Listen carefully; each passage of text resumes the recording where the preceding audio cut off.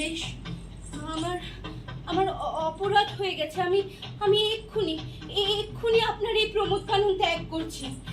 না না না না না, তুমি আমার এই প্রমোদ কানন ত্যাগ করলেও আমি তো তোমাকে ত্যাগ করতে পারবো না সুন্দরী। আমি নিসর্গ কন্যা, আমি প্রকৃতি জাত। আপনার কামনায় আমি নিজেকে উৎসর্গ করতে পারি, তবে একটি শর্তে। আপনি আমার ব্যক্তি পরিচয় জানতে চাইবেন না। না না না না, তোমার ব্যক্তি পরিচয় না না না, আমার জানার কোনো দরকার নেই। তবে সুন্দরী, তোমার নামটা তো জানতে পারি? হ্যাঁ, আমার নাম চন্দ্রাবতী। তার নাম চন্দ্রাবতী, মানে চাঁদের মতো যার রূপ লাবণ্য। আমাদের মহারাজ একেবারে পাগল তার এই সুরভিতে, তার যৌবনে তিনি একেবারে আচ্ছন্ন, মোহমুগ্ধ। তারপর যা হয়, একদিন, দুদিন, 3 দিন সময় পেরোয়, আর তারাও আরো একে অপরের কাছে আসে, মানে প্রেম ভালোবাসা যা হয়। বিয়ে করে ফেল না, মানে গোপনে বিবাহ। ওই হয় না, ওই অরণ্য, গাছপালা, প্রকৃতিকে সাক্ষী রেখে গোপনে বিবাহ। কি বলে বলুন না ওটাকে? ওই গান্ধর্ব মতে বিবাহ। ফিল্মবার হয়েছে, এখন তো হয়। তো গোপনে তারা বিবাহ করল, কিন্তু গোপন কথাটি রবে না গোপনে। দিন যায়, মাস যায়, চন্দ্রাবতী এবার গর্ভবতী হল।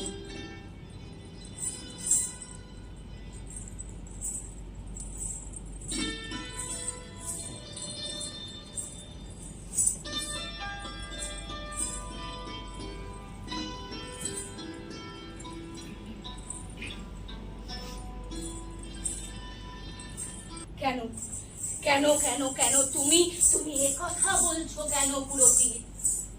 এই পুত্রেষ্ঠে যজ্ঞ হবে। এই যজ্ঞের পর আমি সকলের সম্মুখে চন্দ্রাবতীকে আমার ধর্মপত্নী রূপে গ্রহণ করব। প্রণাম রানী।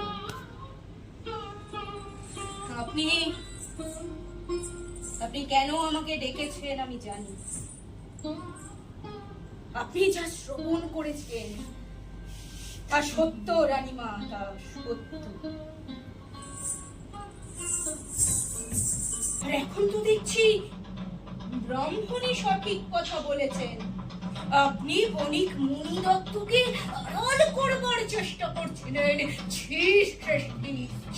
আপনি যে এত বড় মিথ্যুক, এত বড় প্রতারক, এ আমার জানা ছিল না।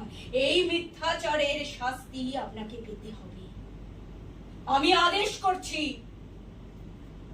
আজ রাজসভায় সকলের সম্মুখে আমি ঘোষণা করছি, বণিক বল্লভানন্দ আজ থেকে সমাজে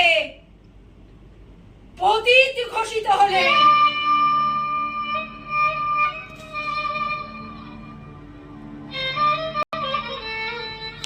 সমাজের কেউ কোনদিন তার ছায়া পর্যন্ত মারাবে না। কিন্তু রাজ সিংহাসন ছাড়েননি, ছাড়বেনি বা কি করে? পুত্র লক্ষণ সেন তখন কত, 12 কি 13। তো এই রাজকার্যের ক্লান্তি দূর করার জন্য মহারাজ রাজসভা থেকে দূরে এক প্রমোদ কুঞ্জে দিন কাটান। প্রমোদ কুঞ্জ মানে প্রমোদ কানন, যার একদিকে রয়েছে বড় সড়ো একটি জলাশয়, সেখানে রাজহংস খেলা করে। আরেকদিকে রয়েছে কুরঙ্গ বিতান, সবুজ বাগিচায় হরিণেরা সব ঘুরে বেড়ায়। আর প্রমোদ কাননের উত্তর দিকে সেখানে রয়েছে নয়ন নন্দিত একটি শিব মন্দির। আমাদের মহারাজ তো শিব ভক্ত, তা মহারাজের বয়স বেড়েছে, তার প্রমোদের ধরনটাও বদলেছে। এই প্রমোদ কাননে তিনি এক গ্রন্থ রচনায় মনোনিবেশ করেন। গ্রন্থের নাম অদ্ভুত সাগর। কিন্তু তিনি গ্রন্থ রচনা শুরু করলেও শেষ করে উঠতে পারেননি। কেন পারেননি? গল্পের পিছনে থাকে আর একটা গল্প।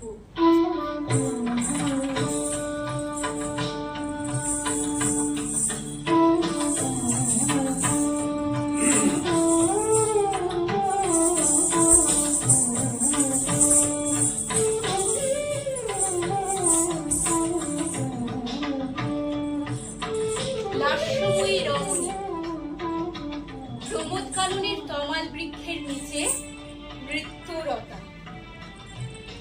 মহারাজ বল্লাল সেন আধো অন্ধকারে বনবিথিকার আড়ালে দেখতে পেয়েছেন সেই নৃত্যরতা রমণীকে।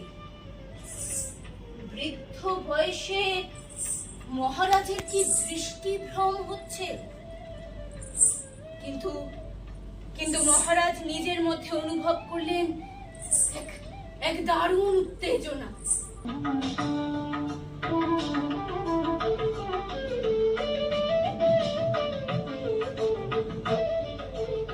মহারাজ বল্লাল সেন তাকে দেখতে পেয়েছেন এবং চুপি চুপি তার পিছনে এসে বসেছে। মহারাজ নিজের মধ্যে অনুভব করছেন এক দারুণ উত্তেজনা। এক সময় তিনি তার আবেগ সংবরণ করতে না পেরে একেবারে সেই রমণীকে জড়িয়ে ধরলেন।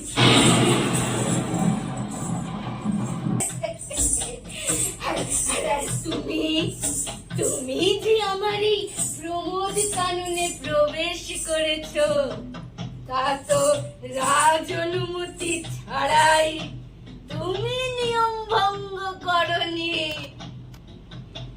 রমণী, তুমি আমার বিগত যৌবনের পুনর্জাগরণ ঘটিয়েছো।